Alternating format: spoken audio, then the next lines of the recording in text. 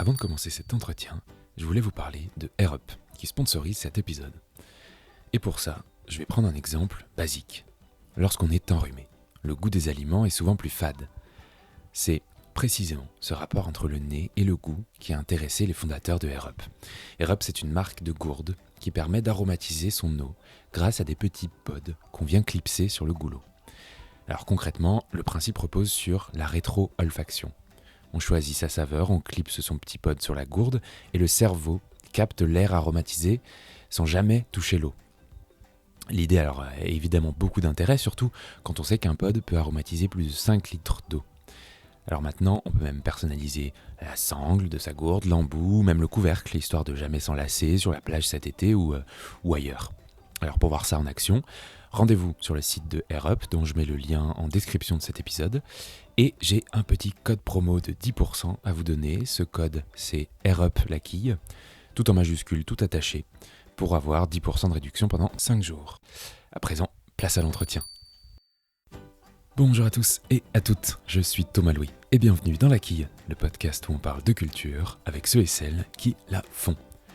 Cette semaine, je reçois la Big Bertha, qui est l'une des drag queens candidates de la première saison de Drag Race France. Drag Race France est la déclinaison de l'émission américaine RuPaul's Drag Race et est diffusée sur France 2.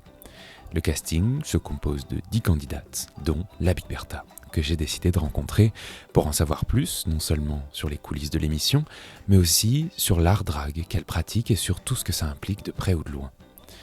Alors avec la Big Bertha, on a parlé ensemble de la manière dont on crée son personnage et dont il évolue, du temps de préparation non négligeable entre le maquillage et les tenues, ou encore des moments plus difficiles que la Big Bertha a pu connaître dans son parcours avant de se retrouver parmi les 10 candidates de Drag Race France.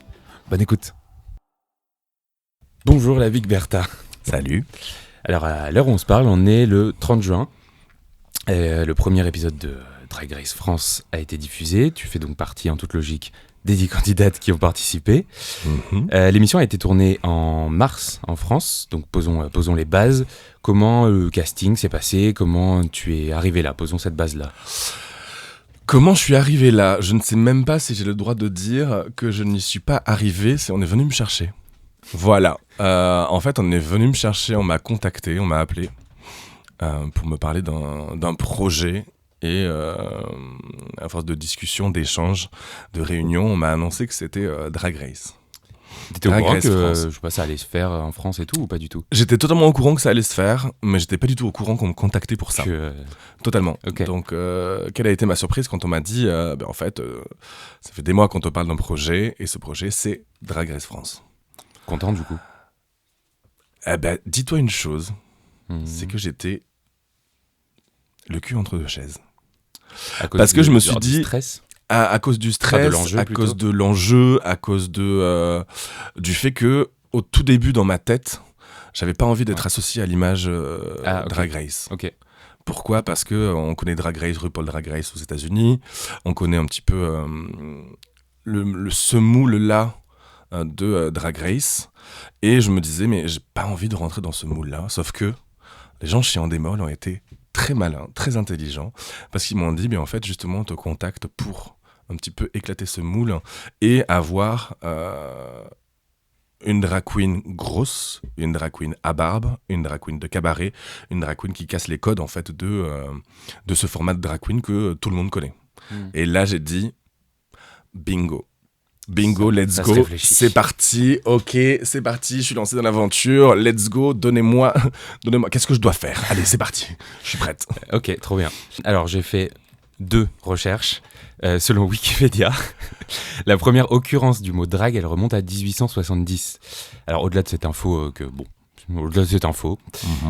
lorsqu'on voit que RuPaul Drag Race en est à sa 14e saison, je sais plus, aux États-Unis, est-ce qu'on peut se dire qu'en France, il était temps, et notamment sur le service public en plus? Mais il était temps. Ça c'est clair et net, puisque l'art drag en France reste quand même un art majeur. Il y a de plus en plus de drag queens partout en France, et surtout des drag queens totalement différentes. Oui, en plus on le voit très bien dans l'émission. On le voit totalement dans l'émission. Et c'est vraiment une joie que ce soit sur le service public, c'est juste fantastique. C'est moi ce que je me dis tout le temps, c'est comme a dit Kelly Smile pendant la marche des fiertés, qui fait partie du jury. Il a dit mais en fait nous on est très fiers que ce soit sur le service public et que bizarrement c'est aussi les gens qui ont voté Marine Le Pen Zemmour qui sont en train de financer notre émission et qu'on embrasse. Bisous câlin. Bon, à présent faisons de la pédagogie. Ouais. Une drag queen, c'est quoi ? Est-ce que c'est une création artistique ? Est-ce que c'est un personnage ? Comment est-ce qu'on pourrait définir ? Eh bien, c'est tout ça. Okay. Une drag queen, à l'origine, vraiment, c'est un homme qui se transforme en femme. Ça, c'est vraiment la base de la base. Sauf que comme tout art évolue. Et aujourd'hui, une drag queen, c'est un personnage artistique, qui va emprunter des codes féminins pour une drag queen, ou des codes masculins pour un drag king, ou d'autres codes totalement mélangés. En gros, l'art drag, c'est pour moi un art performatif où tu crées un personnage qui te permet en fait de défendre des valeurs, défendre des messages, défendre plein de choses et aussi de déconstruire un petit peu la norme dans laquelle la société nous enferme. Ouais, et dans le mot art drag, il y a art aussi. Totalement. Précisément, il y a de la création, ça se voit tout de suite quand on regarde l'émission. Mais c'est une drag queen, c'est pluridisciplinaire. Une drag queen, ça fait des wigs, une drag queen, ça fait un make-up, une drag queen, ça danse, une drag queen, ça chante, une drag queen, ça fait tout. Ouais. Et c'est ça qui est très intéressant. Aussi, de l'humour aussi, comme Paloma. Et c'est pour ça que... qui est une candidate. Qui est une candidate aussi. C'est pour ça que quand on va voir un show drag, en fait, on ne sait pas à quoi s'attendre. Et c'est ça qui est juste fantastique. Oui, ça fait limite partie de l'art, de ne pas savoir à quoi on s'attend. Exactement. Alors, on va également te présenter aussi, pour ceux et celles qui ne te connaissent pas. C'est important. Donc, ton personnage, c'est la Big Bertha. Tout à fait. Alors, j'ai 1000 questions et en même temps une. Comment ce personnage il est né ? Et peut-être que c'est lié à comment l'envie de faire de cette pratique ton métier, ton activité, comment c'est né tout ça en fait ? Alors, donc moi je viens du sud de la France, je viens de Castres. Exactement, dans le Tarn. Et petit, j'étais très timide. Vraiment timide, limite maladif. Et ma mère, à l'âge de 6-7 ans, s'est dit, on va faire quelque chose pour lui, mais on va le mettre au théâtre. Et là, ça a été une révélation totale. Donc, le théâtre a été ma passion première quand j'étais petit. Puis, au fur et à mesure, j'ai commencé à m'intéresser à plein d'autres univers artistiques, dont le cabaret, où j'ai découvert Jean-Marie Rivière, qui est le papa du cabaret parisien. C'est lui qui a créé l'Alcazar, qui a créé le Paradis Latin, la Grande Eugène. Et ça a commencé à m'intéresser. J'ai commencé à m'intéresser aux Crazy Horse. Anecdote. J'ai une anecdote avec les Crazy Horse. Bien sûr, anecdote. Je sais pas si tu te rappelles, mais le Crazy Horse, en fait, était diffusé à minuit sur Antenne 2, le jour du Nouvel An. Non. Eh bien, moi, ma mère, quand on allait chez des amis pour le Nouvel An, elle me disait « Si tu restes sage, à minuit, tu pourras regarder le Crazy Horse. » Et moi, à minuit, j'étais gamin, j'étais sage, mais limite, je faisais tout dans la baraque. Je nettoyais les assiettes, alors j'étais tellement sage, juste pour entendre le « Bonne année !» J'en ai rien à faire de votre bonne année. Je peux y aller ? Je peux aller regarder le Crazy Horse ? Oui, vas-y. Et là, j'étais dans mon univers, j'étais juste fasciné par ce jeu de lumière, par ces corps, par cette ambiance de cabaret. Et au fur et à mesure, dans mon évolution, entre donc théâtre, cabaret, je suis arrivé à Paris pour des études de théâtre. Et arrivé à Paris, j'ai su qu'il y avait une troupe de drag queen qui avait été montée par Jean-Marie Rivière, qui continuait de performer à Paris, à Bobino. Donc moi, j'ai dépensé tout mon argent d'étudiant pour aller à Bobino. Et j'ai donc rencontré le maître de cérémonie Covarea, avec qui j'ai la chance de travailler maintenant. C'est juste fantastique. Et j'ai rencontré une drag queen qui pour moi était une beauté. C'était une grosse drag queen, hilarante à souhait. Et au fur et à mesure de mes visites à Bobino, on commence à se croiser, à échanger quelques mots.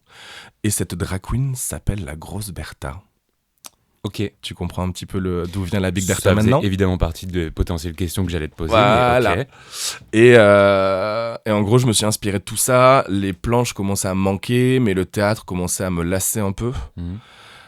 Et je me suis dit, quel art pourrait réunir en fait toutes mes passions, qui vont être le chant, qui vont être la danse, qui vont être Oui, t'as le fait de la cabaret. claquette. J'ai fait des claques. Comment tu sais? Ah d'accord. Oui, c'est le principe de cette... Oui, j'ai fait des claquettes pendant beaucoup d'années. Et l'art drag est venu simplement, et je me suis dit, pourquoi pas créer ce personnage de la Big Bertha et réunir un petit peu tout ce que j'aime sur scène. Ok. Et donc ce personnage de la Big Bertha, est-ce que tu l'as théorisé dès sa création? Comment tu l'as conçu? Parce qu'en fait, c'est une vraie conception, un personnage. C'est une vraie conception. C'est un caractère. Totalement. En fait, je pense qu'elle s'est construite au fur et à mesure de mon adolescence, inconsciemment. D'accord. Parce que j'avais plein de références, des Klaus Nomi, des Lee Bowery, qui est un personnage assez fantastique anglais. La découverte aussi du personnage de Marianne James Ulrika von Gloat. Cette espèce d'allemande. Une cantatrice allemande grosse, bruyante. Et en fait, je pense que dans ma tête inconsciemment, au fur et à mesure, tu sais, c'était comme les Transformers. Je commençais à rajouter, un petit bout de cuir, un petit bout de hop. Et au fur et à mesure, en fait, je dessinais le personnage de la Big Bertha. Qui ne te ressemble pas en tant que Loïc, je ne sais même pas si j'ai dit ton prénom, mais... Salut. Enchanté, Thomas. Qui ne te ressemble pas du tout. C'est une extension de moi. C'est une extension. La Big Bertha, pour moi, c'est mon porte-parole. Ok. Ce qui veut dire qu'il y a des choses que Loïc, en civil, je vais pas forcément dire, je vais cacher, je vais garder pour moi. Alors que la Big Bertha, alors là, c'est 100%, c'est une liberté en fait, c'est une liberté d'expression. Oui, parce que la vraie question de l'identité, elle se pose en vrai là, du coup. Mais du coup, tu y réponds. Très bien. Et alors là, j'ai une question qui est, alors pas du tout personnelle, mais que je me suis vraiment posée, qui est très pratique. Est-ce qu'on peut changer de personnage en cours de carrière? Est-ce que ou est-ce qu'on l'attribue à vie? Enfin, ce qui est une règle, je suppose que non, mais est-ce qu'il y a une règle? Déjà, il n'y a pas de règle dans le drag. Changer de nom, pourquoi pas? C'est-à-dire, si demain tu veux être Miss Biscotte... Miss Biscotte, mais qu'est-ce que j'aime. Je vais t'appeler Miss Biscotte en fait, parce que je pense que tu l'as vraiment cherché ce nom. Ça vient d'arriver, mais tu as le droit demain de... Oui, enfin, ça va pas être... Ça va... droit, du coup, mais... Ouais, c'est pas une question de droit, je pense, c'est une question de feeling. Mais moi, personnellement, je ne changerai pas de nom, parce que la Big Bertha évolue en même temps que moi. La Big Bertha il y a 10 ans n'est pas du tout la Big Bertha qu'on a aujourd'hui. Sûr. Donc c'est vraiment mon alter ego, mon binôme, ma moitié. Et on évolue main dans la main. Vraiment. Ok. Parlons technique. Rentrons un peu dans ton atelier. Alors. J'adore ça. Dans le bazar de mon atelier, c'est ça? Un peu, en vrai. Drag Race France, c'est aussi un vrai spectacle visuel. Il y a des perruques qui sont incroyables, il y a des maquillages qui sont hyper travaillés, il y a des tenues affolantes. Alors en moyenne évidemment, combien de temps pour se préparer? Typiquement, je pense au maquillage qui, j'imagine, est une partie qui prend beaucoup de temps, parce que c'est vraiment, oui, je viens de le dire en fait, c'est vraiment très très travaillé, c'est un vrai show. Alors, tu veux savoir dans la vraie vie ou dans Drag Race? Je n'avais pas du tout pensé à ça, mais parce que dans Drag Race, il faut se dire que Drag Race, c'est les Jeux Olympiques du drag, très clairement. Comme le dit Nikki Doll, la présentatrice, c'est une des compétitions les plus dures à la télé, puisqu'on doit savoir tout faire, tout faire rapidement. Et bien, tant qu'à faire. Et on va essayer quand même. Mais non, un look hors télé, tu vois, moi, par exemple, un maquillage, je vais mettre 1h30. Okay. Ce qui est déjà beaucoup en vrai. Ce qui est déjà beaucoup, pour le commun des mortels. Ouais, mais ça fait partie du rituel. Aussi du rituel de s'imprégner du personnage, de rentrer dans le personnage. Après, tout dépend des make-up aussi. J'ai eu des make-up qui prenaient 3 à 4 heures, voilà. Et après, tout dépend de ta tenue. Je sais, il y a des tenues, je mets 45 minutes à les enfiler. Pour les enlever. Puisque je fais de l'effeuillage. Du coup. Ouais. Et dans Drag Race? Et dans Drag Race, tu as très peu de temps. C'est ça. Ouais. Non, mais en vrai, ça fait aussi partie, je suppose, du. Ça fait délire, ça fait partie de la compète, ça fait partie du jeu et en gros, tu as cette pression et tu dois réagir très rapidement face à des problématiques, des changements de tenue, des changements de make-up où on te dit allez, pof, t'as 20 minutes. D'accord. Ouais. Donc voilà. Tu viens de parler de mettre 45 minutes à enfiler une tenue. Il y a aussi, dans mon esprit de j'y connais pas grand-chose, il y a une notion de souffrance, de mettre des corsets, de serrer ses tenues jusqu'à la moelle. Ça veut rien dire. Est-ce que c'est une part importante pour toi qui fait limite partie du travail, en tout cas, dont il faut parler pour parler de l'activité de drague, cette notion de souffrance, de souffrir pour être belle, disons. Alors, justement, tu viens de dire quelque chose qui est très important pour moi. Il faut savoir que oui, le drag, c'est pas que du confort. C'est pas que du confort parce qu'on a les satanes, on a les corsets. Après, j'en connais certaines, elles ont des corsets qu'elles serrent comme des malades. Moi, il y en a pas forcément surtout, mais il y en a pas forcément partout non plus.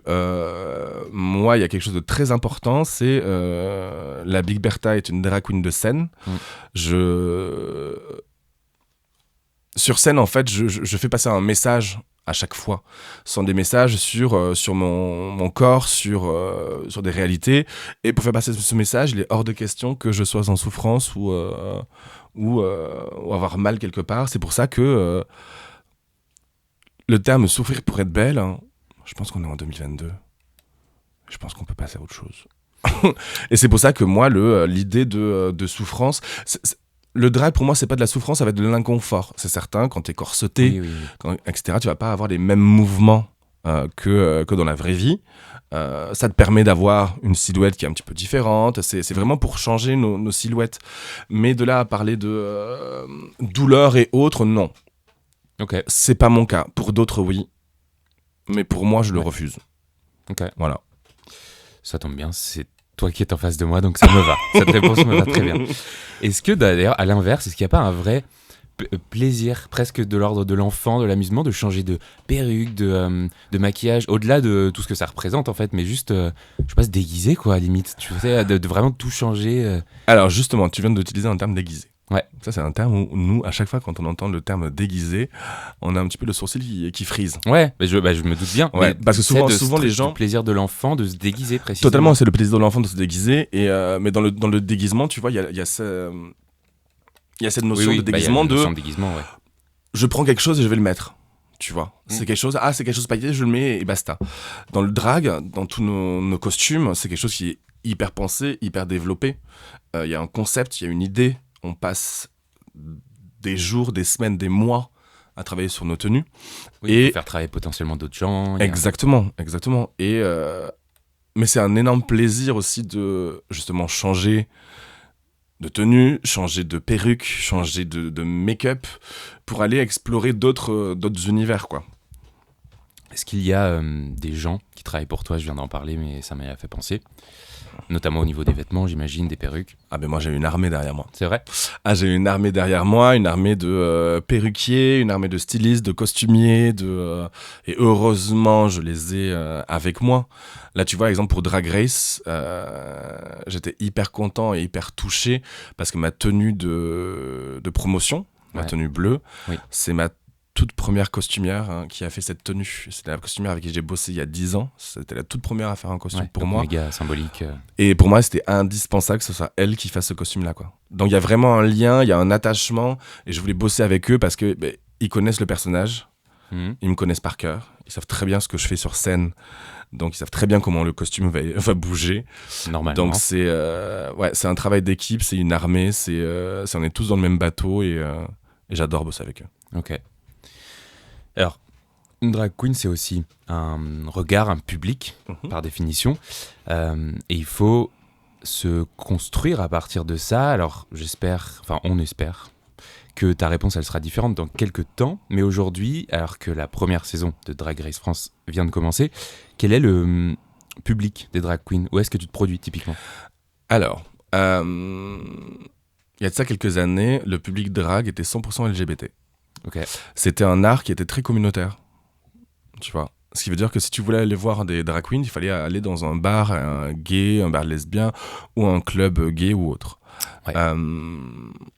Ça fait quelques années, mais grâce à RuPaul, justement, qui a permis d'ouvrir un petit peu les esprits partout dans le monde, on commence à performer dans des lieux classiques entre guillemets. Par exemple, moi je suis une artiste, je travaille très rarement en bar ou autre. Moi je suis très cabaret, théâtre, opéra et en plus ça m'intéresse énormément parce que ce public-là n'est pas du tout un public averti. N'est pas un public averti au drag. J'ai fait 3 années à la Nouvelle Scène dans un cabaret, le cabaret burlesque, où c'était de l'effeuillage, où ils attendaient à avoir des femmes s'effeuiller. Et puis une drag queen arrivait. Et moi j'aime ça. J'aime ça, ce côté provocateur où... Qu'est-ce que c'est que ça ? En plus, ça a des formes de femmes. En plus, ça a une barbe. En plus, ça a une grosse voix. Qu'est-ce que c'est ? Donc en fait, ils perdent totalement pied. Et justement, quand tu perds pied, c'est à ce moment-là où moi j'interviens. Ouais. Où en fait, j'arrive et je fais juste tic tic, coucou. Ouais, coucou. Allez, viens avec moi. Maintenant, t'es totalement perdu, t'es totalement déboussolé. Je vais t'accompagner et à la fin, on voit mes numéros qui sont souvent très ubuesques, burlesques. Je les fais un peu rire. Et après, ils se disent ah ouais, c'est cool quand même. Ça se passe bien. Et ils oublient clairement la barbe ou ils acceptent ce personnage-là. Ouais. Donc c'est que c'est réussi surtout. Les feuillages burlesques, t'en as fait un peu ta spécialité. Ouais. Pourquoi, comment ? C'est à force de belles rencontres. Okay. De belles rencontres comme Maud Amour, qui est une effeuilleuse burlesque, qui fait partie du Fashion Freak Show de Gauthier maintenant, qui travaille chez Madame Arthur. Ouais. Et elle a découvert le personnage de Bertha hors effeuillage. Et elle m'a dit non mais toi ma fille, tu vas te mettre à l'effeuillage. Ça c'est certain. Pourquoi dans quelques années, voilà. Je sais pas. C'est okay. Elle m'a dit ça. Et un petit feeling. Et après moi je lui disais mais jamais de la vie. Moi me mettre à nu sur scène, jamais de la vie. Sauf qu'elle a semé une petite graine. Et au fur et à mesure... dans le premier épisode de Drag Race France, je dis pas grand-chose, mais bon, il est possible que... Ah bah là, on va comprendre ce que c'est l'effeuillage. Voilà, c'est l'idée, disons ça. Alors, l'une des forces de cette émission, c'est aussi de mettre en avant les queens de France et pas que de Paris. Et ça, j'avais pas pensé forcément, mais ça reste un milieu comme tous les milieux. Est-ce que c'est plus difficile d'émerger en région, comme on dit, enfin en province, quoi ? Toi, je sais pas si tu as ressenti tout ça, si tu connais des gens... Ah oui, je connais beaucoup de gens sur la scène de Toulouse. Ouais, mais est-ce que c'est plus difficile ou pas qu'à Paris ? Je pense que c'est un petit peu plus compliqué parce qu'en fait à Paris on reste une capitale et c'est pas du tout pour être province bullshit ou autre. Non, mais bon, à Paris il y a plus d'opportunités en fait, tout simplement. C'est vraiment ça, il y a plus d'opportunités professionnalisantes à Paris que dans d'autres régions. Mais c'est en train d'évoluer. C'est en train avec l'émission, d'évoluer énormément. À Toulouse, tu as plein de cabarets maintenant, des cabarets fixes, comme le Kalinka à Toulouse, qui font des soirées où maintenant ils sont à 50% drag et 50% cabaret autres. Okay. Donc je pense qu'il y a une prise de conscience qui est en train de développer et je pense qu'il va y avoir des cabarets drag un peu partout en France maintenant et qui vont considérer aussi les drags comme des artistes à part entière. Ouais, et c'est encore une fois la force de l'émission. En vrai, c'est aussi de montrer ce que c'est précisément, puisque tout le monde n'y va pas. Et là, il n'y a pas besoin d'y aller. Hein. Ah ça, c'est devant notre écran. Est-ce qu'il y a des moments difficiles, je pense, de manière très basique au regard des autres, mais il y a probablement 1000 autres trucs auxquels je pense pas forcément, qui ont pu être des épreuves, des freins pour développer ton art, ta pratique. Oui, il y a eu des moments, il y a eu des instants qui ont été très durs dans ma carrière. Je faisais régulièrement le Festival d'Avignon. Ouais. Dans le sud de la France, dans le plus grand festival de théâtre. C'est là maintenant. C'est là. Et au Festival d'Avignon, je descendais avec un cabaret. Et en fait, tu dois tracter dans la rue. Tu dois vendre ton spectacle dans la rue. Et donc, nous, on tracte, on est en costume, on est en personnage, et on va à la rencontre d'un public qui est un public non averti. Ouais. Ce qui veut dire que les publics qui viennent te voir dans ta salle, ils savent très bien ce qu'ils vont voir. Ils ont vu sur les affiches que c'est des drag queens, donc ils font le pas d'aller vers notre univers. Sauf que quand on tracte dans la rue, on croise des gens qui ne sont pas forcément adeptes de cet art-là. Ouais. Donc dans la rue, c'était très dur, très difficile tous les jours. Hein. C'était des insultes, on m'a même arraché la perruque en pleine rue. Enfin, c'était hyper compliqué. Donc pendant un mois de Festival d'Avignon, où t'es épuisé, tu joues tous les jours, bah, tu baisses les bras, quoi. Tu te dis, en fait, pourquoi je m'inflige ça ? Et après, tu te dis, mais attends, tu fais ce travail-là aussi pour choquer, pour provoquer les gens, pour un petit peu les faire sortir de leurs normes. Et je me suis dit, mais à chaque fois que tu as une insulte, va voir les gens. Va voir les gens, va leur poser la question. Mais pourquoi mon chaton ? Mais pourquoi je suis une sale pute ? Parce que déjà, premièrement, je suis propre. Et déjà, pute, c'est pas une insulte, mon chat. Donc, qu'est-ce qui se passe ? Pourquoi ? Oui, mais c'est pas normal. Ah bon, c'est quoi ta normalité ? C'est quoi ? Et au fur et à mesure, quand tu discutes avec des gens, ils sont totalement décontenancés. Ils se disent ben voilà, ben je parle comme toi, je bouge comme toi. J'ai un personnage un petit peu excentrique et fou. Donc, il est où le problème ? Donc, ça, tu vois, ça a été c'est un petit peu la construction de Bertha. C'est à chaque fois qu'il y a eu des violences, des chocs, comme par rapport à mon corps quand j'étais jeune. Mais en fait, je me suis dit, transforme-le en force, fais-en quelque chose et avance, quoi. Parce que si tu dois t'arrêter à tous les problèmes que tu as en face de toi, tu vas jamais avancer. Problème ou con. Enfin, bref. Oui, ou con, ouais. Quid de la transmission ? Je crois que c'est quelque chose qui te tient à cœur de transmettre à la fois des techniques, évidemment, mais aussi des valeurs, je suppose. Je crois que même, je sais pas si c'était toujours mes profs de théâtralité burlesque. Il a bien travaillé. Est-ce que c'est toujours le cas ou pas ? Quid de la transmission ? C'est hyper important pour moi la transmission. Donc j'ai été prof de théâtralité burlesque dans une école de burlesque à Paris. Tu as été, ok. Ouais. Là, je donne toujours des workshops justement de burlesque, d'effeuillage, voilà. C'est hyper important parce que je me dis, quand j'étais petit, j'aurais bien aimé qu'une personne puisse me transmettre des éléments, des choses comme ça. Des choses comme ça. J'aurais adoré petit avoir en référence un personnage comme Bertha qui allait me rassurer en me disant ça va aller. Oui, t'es bizarre. Oui, t'es pas normal. Et alors ? C'est toi qui crée ta propre normalité. Ouais.